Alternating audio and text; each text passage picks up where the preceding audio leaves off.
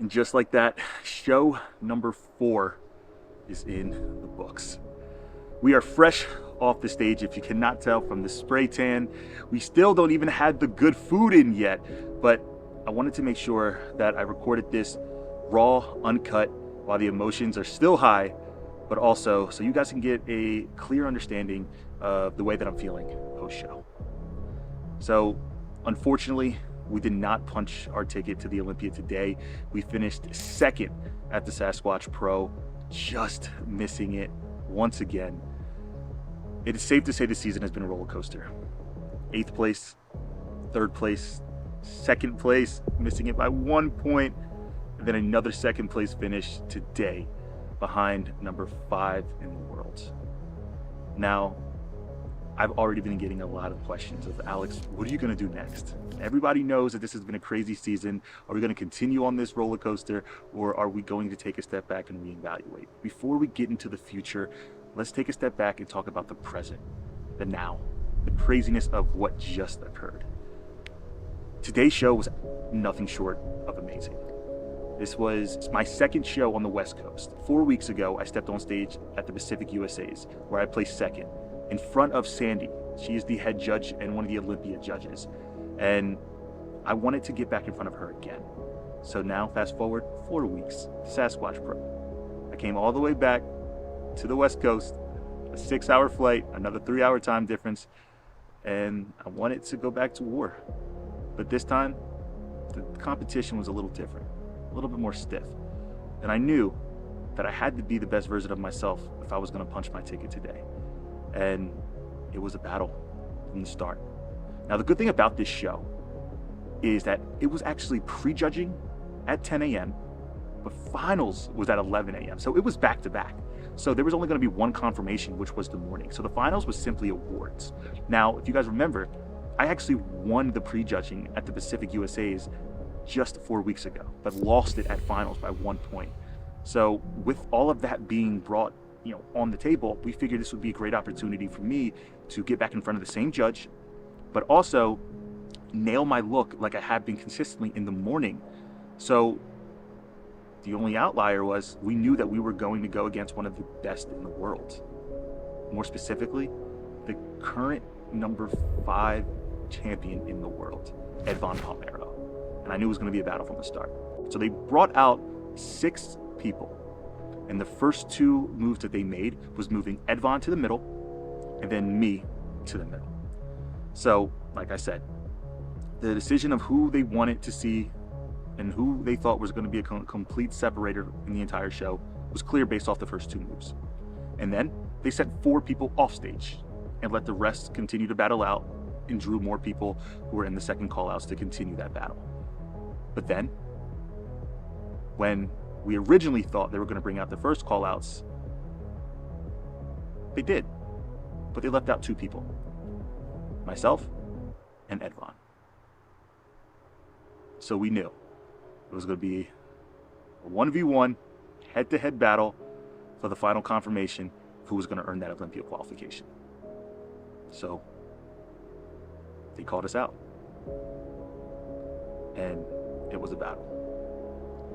And after a few transitions back and forth, they sent us back off stage, and it was time, just like that, to figure out whether or not we were going to punch our ticket. Now, let's slow down. Let's take a step back. As you grow in this sport, as you progress, as you be getting more stage experience, you begin to learn little nuances. Like, you look at the judges.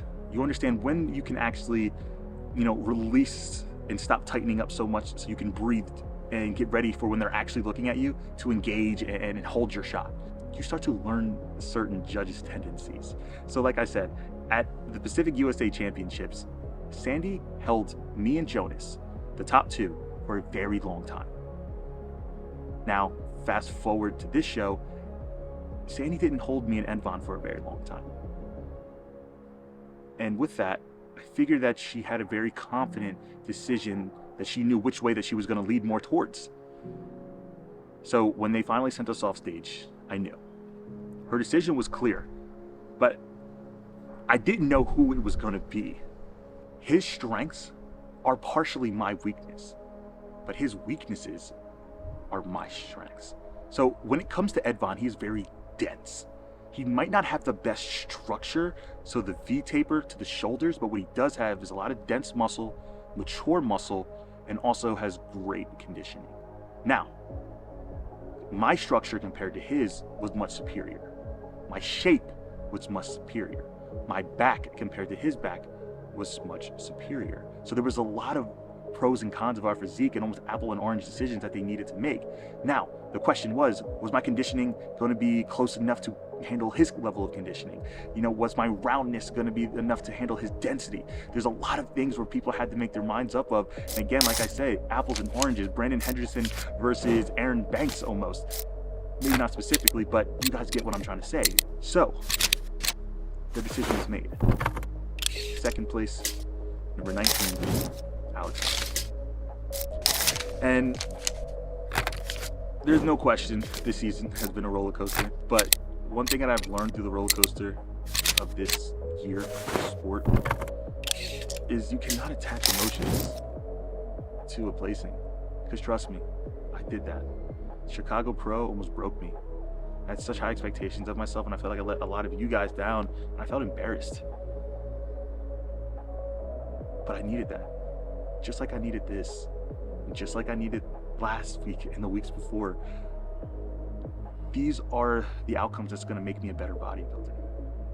Because it's only a matter of time. I know it. The judges know it.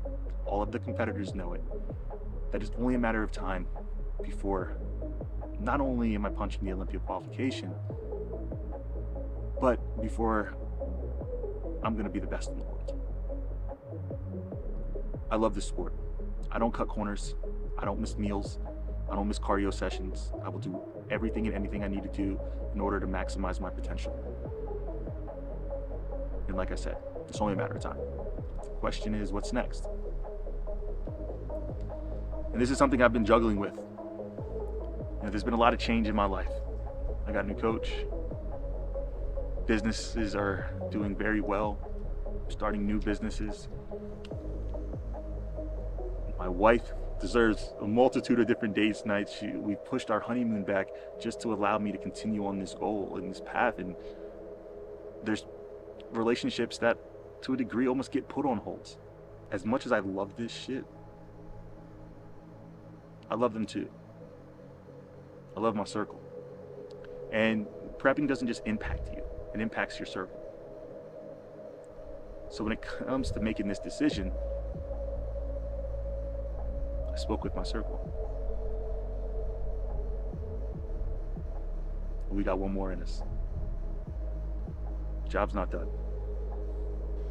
So with that being said, we will be stepping back on stage in Mexico